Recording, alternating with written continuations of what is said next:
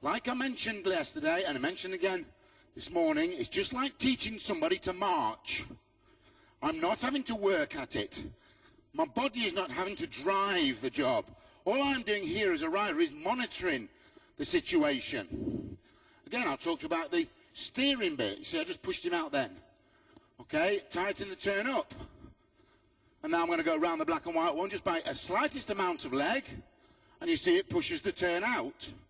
Same thing. I can turn his head to that side, but I actually can steer him inwards. You see, look. And then that side, I'm going to steer him outwards. Just by using the leg. Very, very simple. Slight movement of body. If I want to turn back to a fence, like that black and white one, a blue and white one, be dead easy, you see. Now, the other thing that we teach our horses, we do two types of turn with our horses. We do A and B turns. Now, the A turn is the turn which you see here, which is fairly orthodox. And I'll do it in the centre, where the horse is bending around the leg. And this is to try and maintain and keep power. So the horse is keeping engaged behind. In other words, his hocks are coming underneath him. And he's working in a nice bend around the leg. As you can see there, look, ladies and gentlemen. He's just bending around the leg. Now, that is the A turn. But then there's a different type of turn, which is the B turn. The B turn is that one.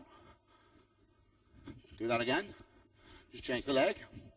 So I'll just do it in a bit of space so you can see. Now, the B turn is where we use the outside hand. We're turning back on himself. There we go, like that. And you can see what he actually does is he sits on his bottom and nearly pirouettes round himself. So again, I'll show you the A turn. So if I'm going to jump off and I'm turning, the A turn is there, bending him round my leg to keep the power. The B turn, as if I was turning after the fences. There, very quick, okay? Now, when I normally get on the show, it's normally 10 before I'm due to jump. If it's indoors, it's normally 12, because you're obviously not so far away from the ring, and therefore the turnaround is quicker. Outdoors, it would be 10 before. Okay, and what I start doing is giving them a bit of work, which I've already done, and then I genuinely start jumping around about 6 before they go in. Again, if you add 2 minutes, that's about 12 minutes. I always start off with a cross pole. The first thing that I'm trying to do is relax my horse. You'll appreciate that while you're in a show, you're tending to be competitive. There are people there. Okay, so all the first thing I'm trying to do is just relax the horse, come in a nice soft canter, let him just pop the fence, ride forward. Always when I land, I don't grab hold of the horse straight away. Just let him go forward and let him keep nice and relaxed. Okay, I'm going to do that one more time. Same thing. Okay. Change the leg. Maintain feeling the horse. If the horse feels tense, trying to relax him and soften him. Even talk to him a little bit, you know. It's all right, they don't understand you. You know, you don't have to say to them, oh, what a pretty boy, you're the best boy in the old worldie. No, you can sort of say, I hate your guts, really. I'm going to cut your throat with a spoon if you don't jump clear. As long as you do it in the right tone, they don't understand. I'm only joking, I love this horse. Okay, me and Ronnie have a little sign language. Now, that means straight across. So from a cross pole, we go like that, that means straight across. Okay? That is obviously bigger, and that's wider. You'll notice at this point we have no fillers in there. Again, we're just giving him 1 bar. We're just giving him the minimum. Ground line, 1 bar. The other thing I want you to notice, ladies and gentlemen, is my riding position. Okay? When I get to the fence, sat up, but as I take off, it's that and not that. Okay. You're laughing. Whoa, you are laughing, but too many riders do that. I discussed it this morning. But too many riders go forwards. Now look what happens to the weight. Your lower leg goes flicking back and you end up gripping with your knees. Release the seat. Allow the horse to work his body underneath you, and then you'll keep balanced with him. The other thing, ladies and gentlemen, this is another thing why people go wrong.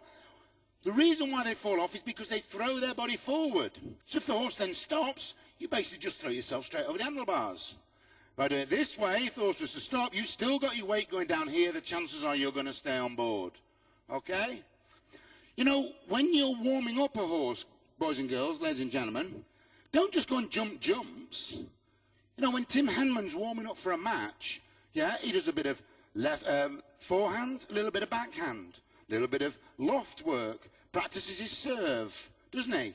He goes through his repertoire of skills. And what I see too many times when people are going to a show is they're just jumping jumps. They're not thinking about what they're trying to do. And you're trying to prepare your horse. The other thing that you see a lot of is sort of riders as they land, you know, they land, and I'll show you, actually, it's funnier if I show you. You see this a lot, it's so funny. Okay, they jump the fence. Okay, it's an oxen now, parallel, spread. Okay, they jump the fence, and it goes something like this, and you see it ever so much at pony shows.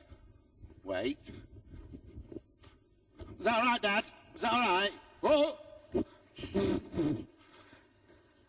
And they bounce into people because they're looking, Dad, is that all right? And they just bounce into you, you know. It's, okay, bigger and wider. Okay, they just, you know, and they're not thinking of the landing. Has he landed balanced? Is he on the correct leg? Because you want to change him. You know, they're going around the corner with their backside stuck in the air, looking behind them and bouncing into people. That's not what it's all about. It's really a question of maintaining